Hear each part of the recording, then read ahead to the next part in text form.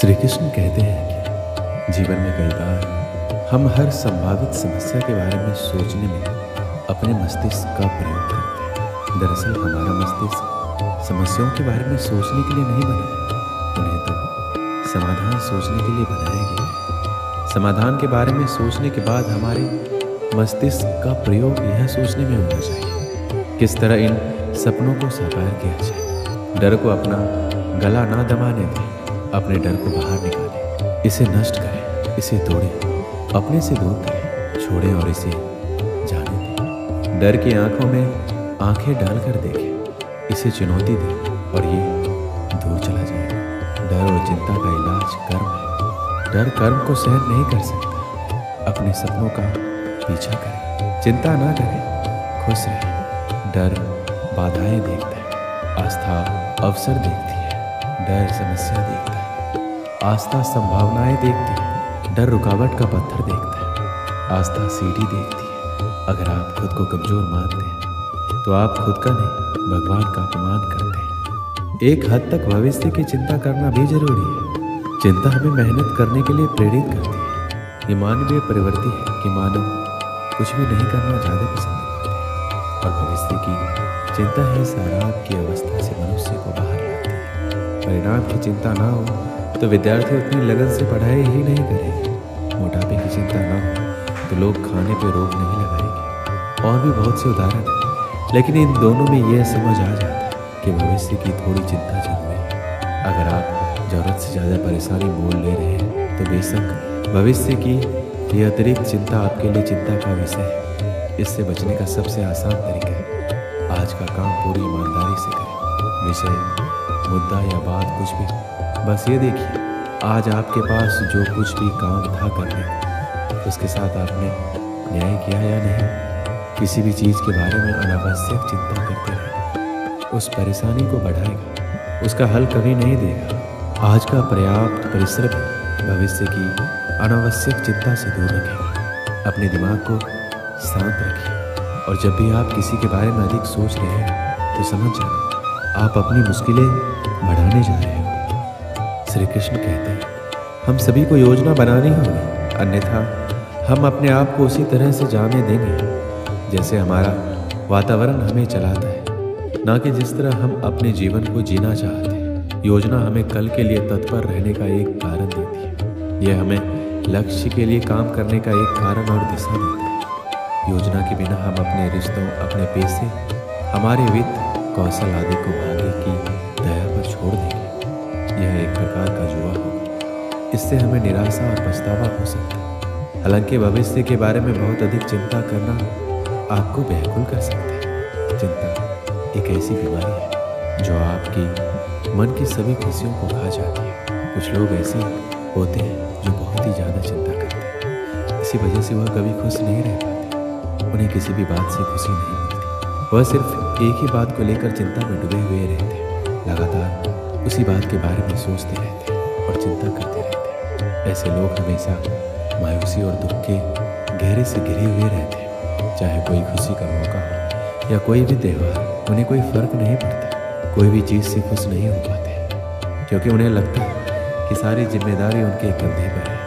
लेकिन ये सच नहीं है। कई बार आपके चिंता में रहने से बनता हुआ काम भी बिगड़ जाता है। परिवार में अगर एक इंसान चिंता में रहता है तो सभी परिवार के लोगों को भुगतना पड़ता है और वही माहौल पूरे परिवार में छा जाता है और परिवार में कोई भी खुश नहीं रह पाता। उन लोगों की ऐसी आदत बन जाती है कि वो छोटी छोटी बातों में भी परेशानी में आ जाते हैं और ऐसे लोगों में चिड़चिड़ापन, गुस्सा, रात भर नींद नहीं आना, ऐसी बीमारियां हो जाती हैं। श्री कृष्ण कहते हैं आपको क्या पता हमारी ज़िंदगी के बारे में, लेकिन ज़िंदगी कैसी भी है आप खुद परेशानियों का समाधान नहीं निकाल पाते तो इसका मतलब आप खुद परेशान हैं। ऐसी कोई भी चिंता नहीं है जिसे करने से आपको सुख मिल जाएगा या आपके परिवार में या मन में शांति आ जाएगी। चिंता एक ऐसे जहर के समान है जो आपका कल तो कभी भी अच्छा नहीं बना सकती और साथ ही आप ऐसी बीमारियों से ग्रसित हो जाओगे जिससे आपको भी अपने भविष्य में परेशान रहना पड़ेगा। चिंता और परेशानी को लेकर भागवत गीता में भगवान श्री कृष्ण कहते हैं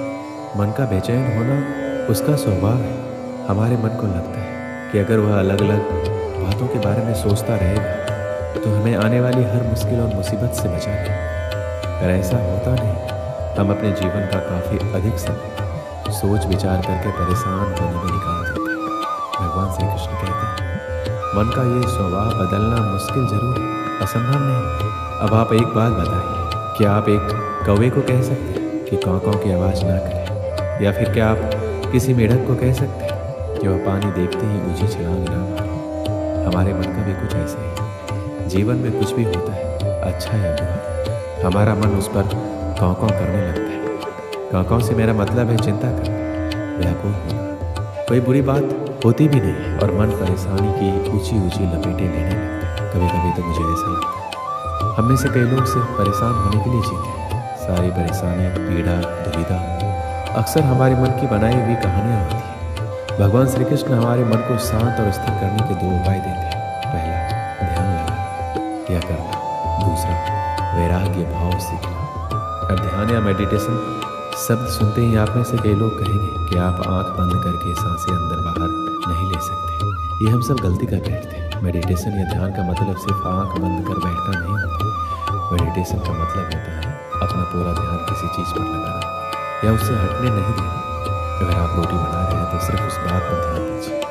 अगर आप कोई मूवी देख रहे हैं तो आपका पूरा ध्यान मूवी पर होना चाहिए। ये मत सोचिए कि मूवी देखकर आप अपना कितना वक्त बर्बाद कर रहे हैं। जब आप अपने जीवन के छोटे बड़े काम को पूरे ध्यान से करते हैं तो आपका जीवन ही एक मेडिटेशन बन जाता है। ऐसे जीवन में शांति, स्थिरता, साहस और सफलता का होना अनिवार्य है। वैराग्य का अर्थ ये नहीं कि आप सब कुछ छोड़कर जंगल में जाकर बैठ जाएं। वैराग्य का सच्चा अर्थ है कि आप जो काम कर रहे हैं उसका क्या नतीजा या रिजल्ट निकलेगा उसकी चिंता ना करें। जैसे अगर आपने कोई इंटरव्यू दिया, आप ये कर सकते हैं कि आप पूरी मन से तैयारी करें और अपना बेस्ट देकर आ जाएं। और नौकरी मिलना या ना मिलना आपके हाथ में नहीं। इस नतीजे के पीछे अलग अलग चीज़ें हैं जो बिल्कुल आपके वश में नहीं। तो जिस चीज़ के बारे में आप कुछ नहीं कर सकते उसके बारे में चिंता भी ना करें। यही वैराग्य का सच्चा मतलब है। और यही है भगवान श्री कृष्ण का दूसरा उपाय, मन को चिंता के लपटों से बचाने का। याद रखिए, आप पूरे के पूरे इंसान, समझदारी, संयम और कुशलता से भरे इंसान। आपका मन जब भी कौवे की तरह अलग अलग बातों पर आपको परेशान करने लगे तब अपने मन को भी प्यार से समझाइए और शांत कर लीजिए। बस अपने ऊपर विश्वास रखिए कि आप कभी अपना बुरा नहीं होने देंगे। एक बार एक मनोविज्ञान के प्रोफेसर छात्रों को पढ़ा रहे थे, जिसमें टॉपिक तनाव यानी स्ट्रेस को कैसे हैंडल किया जाए इसके बारे में कक्षा में सिद्धांत बता रहे थे। उस मनोविज्ञान के प्रोफेसर ने एक गिलास पानी उठाया।